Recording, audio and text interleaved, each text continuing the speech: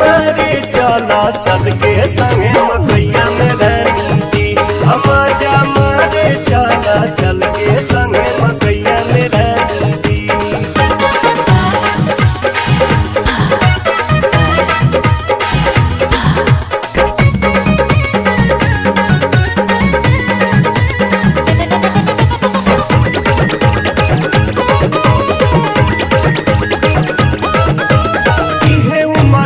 प्यार करे के डर बहकौने बात के मिलल बा मौका मकैया में चला लूटल हर मुलाकात के।